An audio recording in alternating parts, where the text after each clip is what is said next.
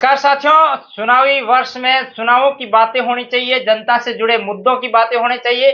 साथ ही साथ पिछले 5 सालों में सरकार की क्या योजनाएं आम जन तक पहुंची और किस तरीके से आम जन का मानस है।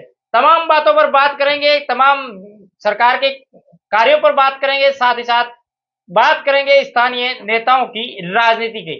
मेरे साथ युवा अधिवक्ता वक्ताराम साहू है, जो मूलतः बैतूल विधानसभा क्षेत्र से बिलोंग करते हैं, लेकिन बालोतरा जिला न्यायालय हो या फिर हाईकोर्ट में अपनी प्रैक्टिस भी करते हैं। वकील साहब, स्वागत है आपका। स्वागत। वकील साहब, चुनावी वर्ष में चुनावी नेता दावे करते हैं, वादे करते हैं, अब वोट मांगने का वक्त है। किस तरीके की नेताओं की वो है रणनीति? ऐसा है, चुनावी प्रक्रिया में नेताओं का वोट मांगना या उनकी रैलियां करना वो उनका काम है। जी। और बात यह है कि मुद्दे पे वोट मांगा जाए तो थोड़ा अच्छा रहता है। हम्म।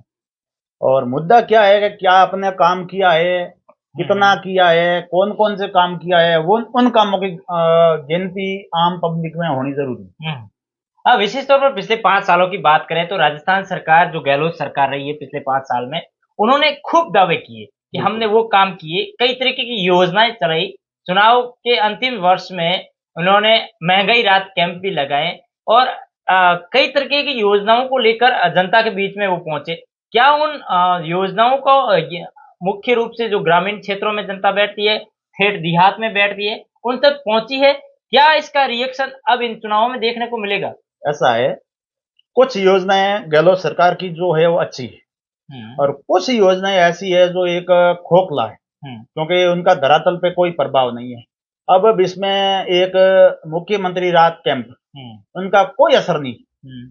और ये मोबाइल की योजना चली, वो मोबाइल योजना ओनली फॉर वर्ग विशेष तक ही रहा, यहाँ कहें या तो एक जन विशेष तक ही रहा, विशेष उसकी उसका कोई प्रभाव नहीं रहा है। हुँ। हुँ। दूसरी बात, इन्होंने कुछ योजनाएं मजदूरों को लेकर, युवाओं को लेकर, सरकारी नौकरी को लेकर जो योजनाएं चलाई है वो अच्छी है, और उनका प्रभाव भी है और लागू भी की है और क्रियान्वित भी आज है वो। हुँ। विशेष तौर पर भर्तियों की बात करें, आपने युवाओं को रोजगार की बात करें, तो बिल्कुल। सरकार के खिलाफ खूब सारे आंदोलन हुए। हम्म। पेपर लीक सबसे बड़ा मुद्दा रहा। आज के जमाने में युवा मेन मुद्दा है पेपर लीक का। पेपर लीक कंट्रोल करने के मामले में ये राजस्थान सरकार, वो आपको पता है, आम पब्लिक को पता है, मेरे को भी पता है, कंट्रोल नहीं कर पाई, हुँ। हुँ। जिसका खामियाजा करोड़ों युवा, लाखों युवाओं को भुगतना पड़ा है। इसको लेकर सरकार की विफलता भी कही जाए तो कम नहीं है, क्योंकि इसको लेकर बीजेपी सरकार ने, राष्ट्रीय लोकतांत्रिक पार्टी ने बड़े स्तर पे आंदोलन भी किए हैं, आंदोलनों का प्रभाव भी पड़ा है, और उसका फायदा युवाओं को भी मिला है उस आंदोलनों का, और उसके पेपर आउट भी हुए हैं। उसका मजदूर वर्ग का हो या युवा वर्ग का हो, बेरोजगार युवा का हो, उनको बहुत नुकसान हुआ है। विशेष तौर पर आपने आंदोलन की बात की, तो युवाओं को नेतृत्व करने वाले उपेन्द्र यादव, जी। जो लगातार बेरोजगार युवा संघ चला रहे थे, लेकिन अब चुनाव में वो भी चुनावी मैदान में भारतीय जनता पार्टी से टिकट लेकर आ गए। ऐसा है, इसमें मैं खुल के किसी प्रकार का कमेंट नहीं कर सकता। वो उनकी किस पार्टी से टिकट ले, वो क्या करे, वो उनकी निजी विचारधारा है या निजी मामला है। हुँ। लेकिन एक युवाओं के लिए संघर्षशील रहना और उनके लिए काम करना, फिर किसी पॉलिटिकल पार्टी का हिस्सा बनना, ये एक अच्छी बात नहीं है। हुँ। हुँ। वो कौन सी पार्टी से बने, क्यों बने, वो उनका निजी मामला है। हुँ। लेकिन युवाओं के लिए काम करना है तो एक पार्टी विचारधारा से हटके और उनके पक्ष में काम करना है, तो तो ये बात है।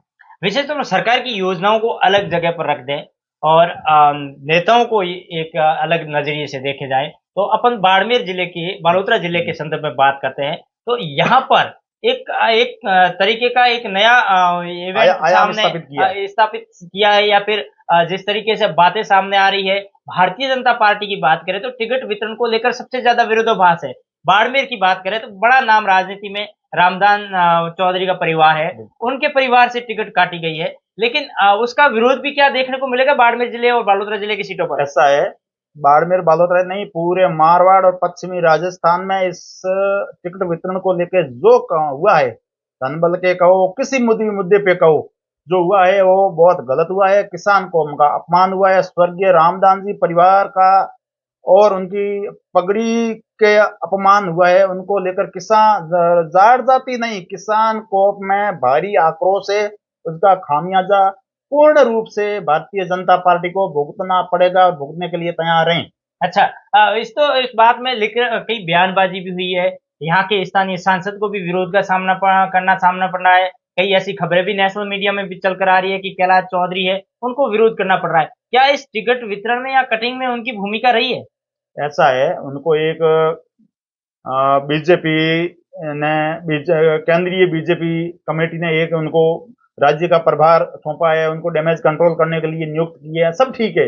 वो केंद्रीय राज्य मंत्री है, वो सांसद है, स्थानीय, बहुत बढ़िया है, अच्छे आदमी है, ठीक है। लेकिन बात यह है कि बाड़मेर की प्रत्याशी, भाजपा से प्रत्याशी प्रियंका चौधरी, उनका किस परिवार से ताल्लुकात है वो उनका निजी मामला है। आज मेरा किससे रिश्ता है किससे नहीं है वो मेरा निजी मामला है, लेकिन किसी के ऊपर ऐसे आरोप लगाना सीधे वो गलत बात है। लेकिन हर एंगल पे प्रियंका चौधरी का नाम अग्रणी था, लेकिन प्रियंका चौधरी का नाम काटना, रामदास जी के परिवार का एक अपमान, उनकी पगड़ी को चोट पहुंचाना, वो एक बहुत गलत है। और उसका खामियाजा भारतीय जनता पार्टी को, किसान को, जाट नहीं किसान कौम की ओर से भुगतना ही पड़ेगा। तो सर, दल बदल की बात करते तो खूब सारे नेता जो पहले तो उस पार्टी का नेतृत्व तो करते थे, अब वो बागी होकर खड़े हैं। ये इस प्रकार की ये कैसी राजनीति चल रही है? वो ऐसा है, हिंदुस्तान के कानून में भी अदल बदली का है, सिस्टम है, उनके ऊपर जब तक रोक नहीं लगे, वो पार्लियामेंट में उसका संशोधन नहीं करे, तब तक इसके ऊपर अपना रोक लगाना असंभव है। ठीक है, नेताओं की विचारधारा है, कौन कब नाराज हो जाए। आज राजनीति सबके लिए प्यारी है, जो राजनीति में आ गया उनको तो राजनीति करनी है। भारतीय जनता पार्टी में तो कांग्रेस ही भली, कांग्रेस नहीं तो आरएलपी ठीक है, लेकिन वो उनकी निजी मामला। निजी मामले की बात करें तो ये मतलब एक व्यवहारिक राजनीति के तौर पर नैतिक राजनीति में मानते हैं क्या? किसी पार्टी के जिलाध्यक्ष से या फिर उस पार्टी से विधायक रहे, अब वो नई पार्टी में नए नेताओं का गुणगान कर रहे हैं। वो बात ये है कि वो तो नेताजी को सोचना चाहिए, लेकिन एक नेताजी के पीछे इतनी हजारों की संख्या में, लाखों की संख्या में पब्लिक होती है, फिर पब्लिक का मन मायूस हो जाता है। नेताजी तो बीजेपी से कांग्रेस में, कांग्रेस से बीजेपी में, आरएलपी में चले जाते हैं, लेकिन एक पब्लिक का उसके पीछे जाना वो संभव नहीं है। फिर उनका मन मायूस हो जाता है।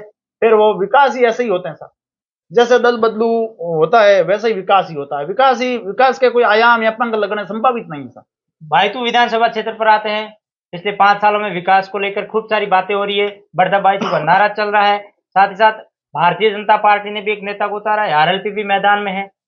ऐसा है, तीनों नेताओं का स्वागत है, तीनों पार्टियों का स्वागत है। जिसने जिसका जितना काम किया है उतना मन, मारवाड़ी में कहावत है कि जितो घी गालो भी तो सूरमो हो ही, जितना काम किया है बिता मान सम्मान रह जावेला।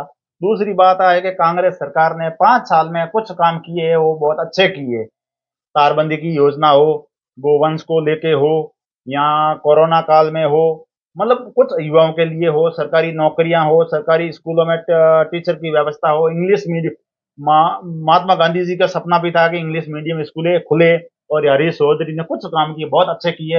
ऐसा शायद ही हिंदू हिंदू राजस्थान में, क्या हिंदुस्तान में ऐसा कोई विधायक किया नहीं होगा, ना शायद कोई कर पाएगा। 5 साल में इतना हरीश चौधरी ने काम किया है।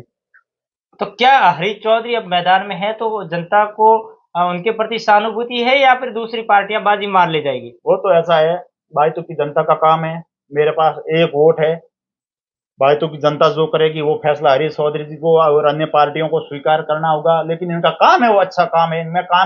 मैं किसी के व्यक्तिगत नहीं, मैं काम की प्रशंसा करता हूँ, क्योंकि मैं एक राजस्थान, इंडिया और बायतू का नागरिक हूँ, इसलिए मैं काम की प्रशंसा करता हूँ कि जिस बंदे ने रोडों का जाल बिछाना हो, राजस्व गांव बनाने हो, तमाम कार्य किया है, वो अच्छे किए हैं और निस्वार्थ भाव से किए हैं। किसी प्रकार का कोई राजनीतिक प्रतिषेध की भावना से इस प्रकार से कोई काम नहीं किया है, बहुत अच्छा काम किया है। मैं काम को तवज्जो देता हूँ, न कि व्यक्ति विशेष को या पार्टी को। अच्छा, तो विशेष तौर पर बात करें तो बायतू का समीकरण हमेशा जातिवाद को लेकर चलता है। जातिवाद, जाति आधार पर टिकटें बढ़ती है, फिर जातियों का ध्रुवीकरण होता है और दूसरी जातियों को साथ में जोड़ने का प्रयास होता है। ऐसा है, जातिवाद का मुद्दा सही होता है, बायतू ही नहीं सब जगह होता है, सब जगह हो रहा है, आप देख रहे हैं टिकटॉक के मामले में भी हो रहा है। लेकिन बायतू में इस बार विकास को वोट मिलेगा, कितना बायतू बढ़ा है, कितना बढ़ेगा, क्या बढ़ेगा, वो मुझे इस संबंध में कोई जानकारी नहीं है, ना मैं ध्यान रखता हूँ। मैं सही सोचता हूँ जो काम किया है, जिस बंदे ने अच्छा काम किया उनको वोट मिल जाएगा।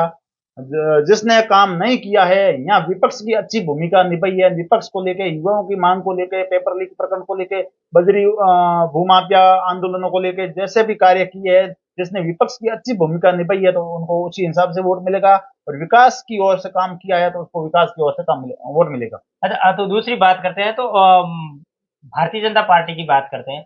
बालाराम जी काफी बुजुर्ग है, जी। वो एक ही मुद्दे पर वोट मांग रहे हैं कि मेरा अंतिम चुनाव है, पहला चुनाव है, दोबारा कभी वोट मांगने नहीं आऊंगा। जनता से एक अपील कर रहे हैं कि मुझे वोट दीजिए, और दूसरे नेताओं को तो बाकी दोबारा भी मौके मिल जाएंगे। ऐसा है, मैं बायतू विधानसभा का एक नागरिक हूँ और वहाँ का वोटर हूँ। मैं इस चीज में विश्वास नहीं करता हूँ कौन अंतिम है या कौन पहले। कोई अंतिम नहीं होता है, ना कोई पहले होता है। ये उनकी विचारधारा है, उनकी निजी मानसिकता है, निजी मामला है। कौन क्या बोले, नेताओं की भाषणगिरी में मैं विश्वास नहीं करता हूँ। मैं तो कहता हूँ जिस बंदे ने जितना काम किया है, अच्छा काम किया है, विकास करा है, उसको हम वोट देंगे। बात ये है कि महिला अपराध को लेके जो एक बात और है कि भाई तुम आज अपराध का ग्राफ बढ़ रहा है। थोड़ा स्थानीय नेताओं को, जो लीडरशिप करने वाले पार्टियों के नेताओं को, उनको सोचना चाहिए कि जो आज बायतू में अपराध का ग्राफ बढ़ रहा है उसको नहीं होना चाहिए। इस प्रकार के एनकाउंटर होने, बदरी को लेके होना, आंदोलन होने, ये इस प्रकार की मांगों पे नियंत्रण करवाना अपराध पर सोचने की बात है। वो सोचेगा तो उनको वोट मिलेगा। अच्छा, उस पर मतलब विशेष तौर पर अपराध पर अंकुश लगना चाहिए। बिल्कुल, अपराध पे अंकुश लगना चाहिए। आज बायतू में अपराध बहुत है, हम्म। उनको अपराध को लेकर स्थानीय नेताओं को थोड़ा विचार करना चाहिए और डैमेज कंट्रोल करवाना चाहिए। पुलिस प्रशासन पर थोड़ी सी सख्ताई बरतनी चाहिए। जो रेवेन्यू अफसर है उनको भी थोड़ी सी हिदायत देनी चाहिए ताकि आम पब्लिक का काम आसानी से हो। एक व्यक्ति सुबह से घर से निकलता है, शाम को घर आता है, 200-300 रुपये किराए के दिन भर भूख मरता है, दिन भर 200-300 रुपये किराए के खर्च कर लेता है, लेकिन उसका 500 रुपये की तिहाड़ी अपनी मजदूरी है वो भी वेस्टेज कर लेता है, लेकिन उसका कोई काम नहीं होना। अच्छा, लताड़ के वापस भेज देना, वो काम अच्छे नहीं है। उसकी ओर थोड़ा सा स्थानीय नेताओं को फोकस करना चाहिए। आप पढ़े लिखे हैं, बिल्कुल। अधिवक्ता है, समझ रखते हैं किस तरीके से क्या होना चाहिए, तो अब बायतू की जनता को क्या करना चाहिए? ऐसा है, बायतू की जनता को सोच समझकर, किसी भी बहकावे में न आकर, अपने आत्म सम्मान को देखते हुए, अपने किसान कौम के जन हितैषी को देखते हुए ऐसा नेता सुने जो किसान कौम को ठेस नहीं पहुंचाए, किसान की पगड़ी को ठेस नहीं पहुंचाए, आम जनता सुने, बेरोजगारी की सुने, महिला सशक्तिकरण को बढ़ावा दे, मजदूर हितैषी बात करे और अपराध के ग्राफ को कम करने की सोच रखता हो, इस प्रकार के बंदे का सहयोग करे। निश्चित तौर पर अधिवक्ता वक्ता रामजी राउत जिन्होंने तमाम बातें बताई, तमाम तरीके के मुद्दों पर बात की, साथ ही साथ बेबाकी से यही कहा कि बायतू ऐसे नेता को चुने जो सबकी सुने। धन्यवाद, बहुत बहुत शुक्रिया।